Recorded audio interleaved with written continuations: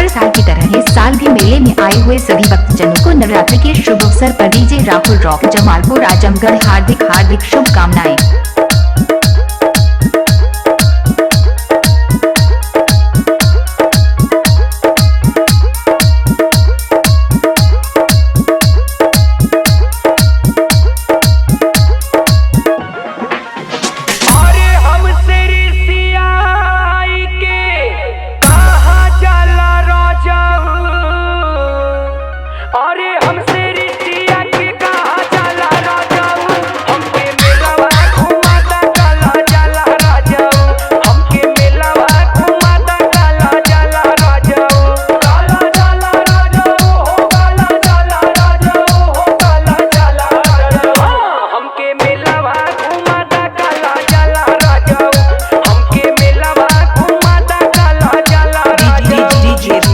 DJ Rahul rock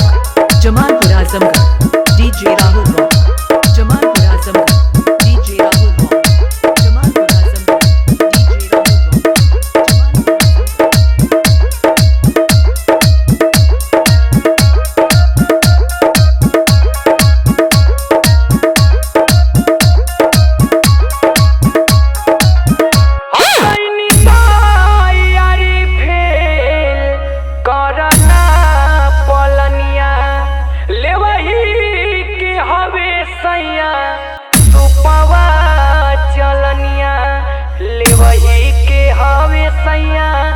सुपवा चलनिया उरही जलेबी संगे खाला राजाऊ हमके मिलवा घुमाता काला जाला राजाऊ हमके मिलवा घुमाता काला जाला राजाऊ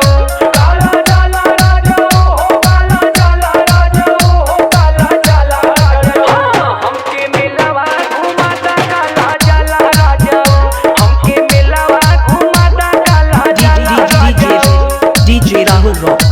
Jamalpur Azamgarh DJ Rahul rock Jamalpur Azamgarh DJ Rahul rock Jamalpur Azamgarh DJ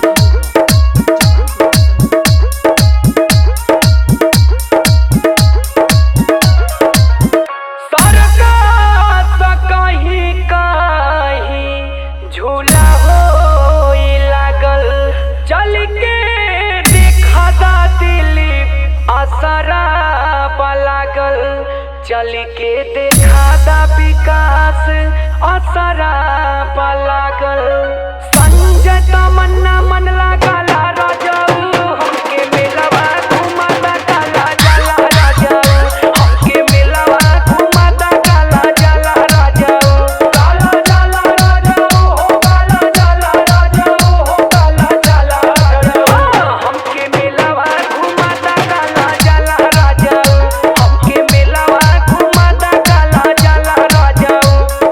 हमसे रिसिया के कहा जाला राजाऊ हमके मिलवा घुमाता काला जाला राजाऊ हमके मिलवा घुमाता काला जाला राजाऊ काला जाला राजाऊ हो काला जाला राजाऊ हो काला जाला राजाऊ